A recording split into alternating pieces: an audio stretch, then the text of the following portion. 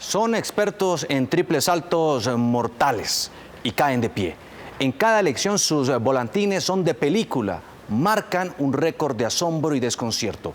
Hablamos de las acrobacias de los políticos y a 16 días de la segunda vuelta presidencial estamos en lo que parece una olimpiada. ¿Por qué pasa esto y hasta cuándo? ¿Política dinámica o malabarismo? Vamos a analizar esto con Óscar Javier Castelblanco, profesor de la Universidad Libre, experto en política nacional, abogado especializado en Derecho Constitucional. Profesor, buenos días, bienvenido a Noticias Caracol. Vamos a analizar este tema, pero antes de comenzar a echar lápiz, yo quiero que nuestros televidentes vean esto que encontré.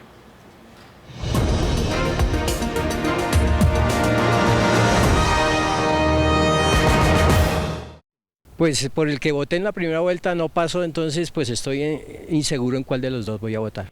Como él, más de 6 millones de colombianos votaron por candidatos que no pasaron a segunda vuelta y hoy están en la misma encrucijada. ¿Por quién diablos votar? La tendencia a estar hoy con uno y después con otro le genera a la gente intranquilidad. No genera tranquilidad porque antes del domingo los dos ganadores lanzaban dardos venenosos. Doctor de la Calle, su forma de hablar ya no parece la de un alto comisionado de paz. Partidos que son verdaderas asociaciones para delinquir. Pero después de los resultados del domingo, los archienemigos parece que dejaron de serlo. Mi gratitud al doctor Sergio Fajardo, al doctor Germán Vargas Lleras, al doctor Humberto de la Calle. Un señor como Germán Vargas Lleras, a pesar de la distancia política e ideológica que tenemos, merece la pena que mantenga liderazgos en el país. También empezaron a desmarcarse de posiciones extremas, como frente a una nueva constitución y la paz. Nosotros no queremos hacer trizas los acuerdos. Nosotros lo que queremos es profundizar y aplicar la Constitución de 1991. Para este analista político, detrás del discurso bien intencionado, hay sobre todo un plan, una estrategia. La primera vuelta sirve para polarizar, porque el que quiere ganar necesita un mínimo. Pero en la segunda vuelta, esos que pasan, esos que polarizaron en la primera, necesitan modular el discurso. Porque en la mitad se quedó un grupo de personas que son más del centro y ellos tienen que entrar a recoger esos votos. Y para recoger votos hacen todo tipo de saltos mortales, de volteretas, porque como en el parkour, esta disciplina que consiste en jóvenes que quieren superar obstáculos brincando de un lado a otro, en la política eso también es deporte, cambiar de partido y subirse al bus del ganador, porque ellos lo definen así. La política es dinámica. ¡Uribe mentiroso! ¡Uribe mentiroso! ¡Uribe mentiroso! Y a mí sí me parece antiliberal que el partido pretenda decir que el pueblo no puede decidir. Vargas Lleras está muerto en la encuesta. Que pareciera que al vicepresidente le gusta la leche, pero no la vaca. Por ejemplo, el Partido Liberal está dividido en tres. Unos que apoyan a Duque directamente con el oficialismo, es decir, con César Gaviria, otros que se quieren ir con Gustavo Petro y otros que quieren apoyar a Duque pero sin la presencia de César Gaviria. Eso no es serio. Y la gran mayoría de ciudadanos esa dinámica política la entienden, a su manera, claro. Al final hacen alianzas hasta con el peor enemigo con tal de llegar. Juan Diego Alvira, Noticias Caracol. Bueno, vamos a echar el lápiz sobre este tema, profesor Castelblanco. Empecemos por analizar un poco esto. Iván Duque y Gustavo Petro, ¿usted cree que moderaron ya su discurso en esta segunda vuelta? Totalmente. Es que Juan Diego y televidentes, acá lo que toca tener muy claro es que los candidatos buscan el favor del ciudadano en el voto. Y para ello les dicen lo que quieren escuchar, no lo que realmente piensan. En la mayoría, por no decir que casi todos, quieren decirle al ciudadano lo que ellos quieren escuchar, no lo que realmente piensan, porque lo que realmente piensan muchas veces no da votos. Hablemos un poco de esto. El candidato Sergio Fajardo, por ejemplo, allí empezaron los coqueteos cuando había rivalidades. Claro, totalmente. Lo que pasa es que en primera vuelta se fija una posición clara de parte de cada uno. Ya para segunda vuelta, para buscar esas alianzas, para buscar el favor, y ya que Sergio Fajardo fue un gran elector, pues todos empiezan a coquetearle y ahora todos empiezan a acercar a él. Y ahora a todos les parece que la educación sí es el tema más importante. Sí, ¿no? Él recalcaba mucho cuando estaban en debates, hablemos de educación. Y ahí sí no importaba. Pero como cuando sacó más de 4 millones de votos, cuando vio que la ciudadanía está inconforme con gran parte de la clase política tradicional, entonces ahora sí importa el tema de educación. Hablemos de la Asamblea Nacional Constituyente. Cambiar la Constitución, hacer una nueva. Ambos han hablado de eso. Sí, totalmente. Lo que pasa es que es bueno que sepa la ciudadanía que hacer una Asamblea Constitucional o Constituyente más precisamente es, como se diría, para hacer una metáfora en juego de cartas, es volver a barajar. Y uno sabe cómo empieza, pero no cómo termina. Entonces, Gustavo Petro, diciendo todo el tiempo que quería revolucionar el país, que quería sacarlo del ostracismo donde ha estado, entonces plantea una asamblea constituyente, pero como nos damos cuenta de lo que pasó en Venezuela, de todo lo que trajo esas asambleas constituyentes para perpetuarlos en el poder y demás, entonces como eso genera miedo, entonces ahora sí ya no hay asamblea constituyente. Entonces se echa para atrás y dice, no, yo no voy a convocar a asamblea constituyente, porque eso da miedo. Porque pero Duque también, al plantear una sola corte y demás, eso también tendría que ser una gran reforma a la Constitución. Yo creo que sí, lo que pasa es que, Juan Diego, para cambiar todo el tema de cortes, eso está a nivel constitucional. Por eso. Entonces, uno diría, se puede por diferentes reformas constitucionales. Por ejemplo, por el acto legislativo, pero ya por larga jurisprudencia de la Corte Constitucional, por medio de acto legislativo ni referendo se podría, porque esto iría contra unos principios, contra unas cláusulas que... Sí, pero digamos que también significaría volver a barajar. No, total. Y para hacer ese cambio, entonces diríamos que tocaría convocar a una asamblea, porque obviamente por las otras reformas parciales no se podría. Ayúdame a analizar esto. Los que se han montado al carro de Duque, ¿no? Ordóñez, el exprocurador. Bueno, lo del exprocurador tiene algo de coherencia, porque el exprocurador se sube al principio cuando hacen una consulta interna, donde la hace la derecha, la ideología conservadora, que es la que representa a Álvaro Uribe. Que se haga unas primarias, que se hagan unas elecciones internas para escoger un solo candidato, pues lo lógico y coherente es que los que pierdan apoyen al candidato que ganó esa consulta interna, lo apoyen ya en la elección general. El expresidente Pastrana.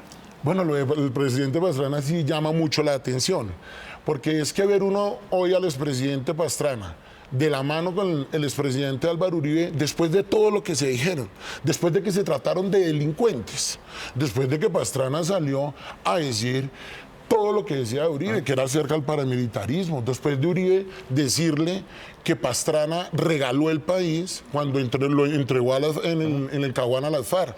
Sí. El expresidente Gaviria. Bueno, este sí es de replay. Este sí es para volverlo uno a ver mil y mil veces. Cuando, como usted lo decía en una nota anterior, el presidente le decía todo el tiempo a Uribe mentiroso, cuando no dejaron inicialmente a Vivian Morales estar en el partido, que porque no permitía unos principios liberales, ahora verlo subido en el bus del Centro Democrático, pues la verdad que es la mayor contradicción posible en política. Hablaba usted de la doctora Vivian Morales. Sí, es que lo de la doctora Vivian Morales inicialmente no la dejan estar en el Partido Liberal, recordemos. Porque por el referendo que propuso, ¿no? Claro. Para prohibir la adopción por parejas del mismo sexo. Claro, es que, Juan Diego, un principio liberal es el libre albedrío, es la libre determinación, es respetar que cada persona tenga libertad sexual. Y que ella fuera representante del liberalismo, senadora por el liberalismo y candidata presidencial, era una contradicción. La sacaron porque le querían hacer firmar unos principios que supuestamente no iban con el liberalismo, pero ahora vuelve y se sube a una candidatura de derecha. Hablemos de los partidos políticos tradicionales. El liberalismo está, bueno, fraccionado, pero está ahí montado en el bus con el expresidente César Gaviria. El conservatismo, ¿es esto un acuerdo programático o son alianzas buscando también algún tipo de favor burocrático? No, totalmente, lo segundo. Lo segundo, esto no es nada programático, esto es un tema burocrático de participación en el poder. Obviamente, desde el punto de vista ideológico, uno diría que el Partido Conservador está más cerca del centro democrático, pero que se suba el Partido Liberal y meter a los dos partidos tradicionales, liberalismo y conservatismo, que supuestamente deberían de ser diametralmente diferentes, meterlos en el mismo bus, obviamente es un pragmatismo político demasiado cercano a lo más puro de la burocracia. Casi, Juan Diego, para hacer un tris de historia, volviendo al Frente Nacional. Cuando en el Frente Nacional no importaba ya la ideología, sino se repartieron milimétricamente la burocracia en el país. Bueno, cambio radical, el doctor Vargas Lleras todavía no se ha subido, ¿no? No ha tomado la decisión, pero lo más probable es que Germán Vargas Lleras, ahí sí se hay algo de coherencia, por su cercanía ideológica, se suba al centro democrático y a Iván Duque. Ahora hablemos del bus de Petro, los que se han subido acá. El expresidente Ernesto Samper. Bueno, lo del expresidente Ernesto Samper, uno diría, siempre estuvo en esos matices de izquierda, que es el Partido Liberal, como decía el expresidente López, supuestamente siempre estuvo hacia la izquierda. Uno esperaría que llegara ahí a lo más cercano a la izquierda liberal. La doctora Ángela María Robledo, su fórmula vicepresidencial. Ángela María Robledo, recordemos que fue mocusiana, que hizo parte de la administración distrital, fue secretaria de Bienestar, y pareciera que Petro la había invitado para poder tener cercanía con el Partido Verde. Sí. ¿El polo? El polo se dividió. El polo se dividió, ideológicamente obviamente uno ve el polo que es de izquierda, cerca a Gustavo Petro. Sí, el caso del senador Cepeda. Exactamente, el senador Cepeda. Pero se divide con el MOIR, que representa al senador Robledo, ya por pareciera... Dijo que voto en blanco. Voto en blanco. Sí. ¿Y por qué? Pero ya pareciera un tema más personal. Hay unos odios de antes entre el senador Petro y el senador Petro y el senador Robledo. La doctora Angélica Lozano, del Partido Verde, que dijo va a votar por Petro. Bueno, Angélica Lozano, uno la ve del Verde tirando a la izquierda. Ella ideológicamente se podría decir que hay mucha cercanía con Petro. Ella es una defensora de la comunidad LGTBI y está casi siempre a la izquierda. El Partido Verde también está ahí como que mayoría sí, pero no tanto. Sí, ideológicamente uno creería que el Verde estaba un poquito tirado a la izquierda, lo que no representaba como tal Fajardo. Fajardo uno lo ve más en el centro. Pero claro que hay muchos miembros del Partido Verde que tienen un viejo trabajo con Gustavo Petro y por eso de pronto se unen a él. Hablamos de la fuerza del común, la FARC, el partido político ahora de... Sí, ya no es el ejército del pueblo, sino ahora es el partido político. Bueno, las FARC, uno diría que si hay algo de coherencia, pues siempre estuvieron contra el sistema, que era un tema de izquierda, entonces se van como acercando a Petro. Pero como acá toca mantener el pragmatismo, Petro diría, yo no lo recibo del todo a la FARC porque eso me quita más votos de lo que me pone. Así como con su pasado es guerrillero, así esté cerca la ideología de la FARC. Es decir, en público dicen una cosa, pero en privado otra, ¿le entiendo así? Totalmente. Lastimosamente, en el estudio de la ciencia política que se analiza, que la democracia termina muchas veces degenerándose en demagogia. Y la demagogia es ese engaño al elector para poder recibir el voto diciéndole lo que quiere escuchar, más no lo que realmente piensa el candidato. Se me escapaba uno aquí, el doctor Navarro Wolf. Bueno, lo del doctor Navarro... él era del Polo, él también fue guerrillero, era compañero de Gustavo Petro y fueron muy amigos. Pero recordémosle a la audiencia que cuando Navarro Wolf fue secretario de gobierno de la alcaldía de Gustavo Petro, tuvieron muchas diferencias y terminó separándose. Terminaron siendo enemigos. Hoy pareciera que quiere volver otra vez a unirse, pero otra vez por el mismo tema, porque quiere ser alcalde de Bogotá y porque obviamente quiere estar con cerca del poder que se está consolidando. Doctor Casemblanco, antes de despedirnos, quiero que veamos esta nota precisamente que tiene que ver con las adhesiones que ya han anunciado algunos partidos, así como los anuncios del voto en blanco que generaron descontento y división en varios de los líderes políticos más jóvenes. Dicen sentirse por lo menos no representados. Así, con velas en las manos, los jóvenes, muchos de ellos liberales, otros conservadores y fajardistas, se declararon en desacuerdo a la decisión de sus líderes políticos. En desobediencia no acataremos la dirección de César Gaviria y de la bancada liberal, muchos liberales indignados con lo que está haciendo nuestro partido y extrañados con dirigentes que han expresado su voto en blanco, cuando hemos luchado por la paz. Dicen que si los líderes de la nueva política, de la transformación, no pueden unirse, lo hará la ciudadanía. ¡No tenemos miedo! ¡No tenemos miedo! Creo que el país es primero, no los intereses personales. Y en este momento tenemos que decidir entre la paz o la guerra. El voto en blanco es un voto de opinión, pero como tenemos conocimiento, no tiene vinculatoriedad. Por tanto, es nuestro deber como ciudadanos decidir efectivamente. Mi decisión es por la paz. Los jóvenes piden jornadas de reflexión y diálogo de cara a la segunda vuelta presidencial. Es la posición también de los jóvenes políticos del país. Doctor Casiblanco, la política es dinámica. Bueno, Juan Diego, uno diría, no necesariamente siempre se tienen que mantener las mismas posiciones en política, pero hacer esos saltos mortales ya no es tanto política dinámica, sino malabarismo político.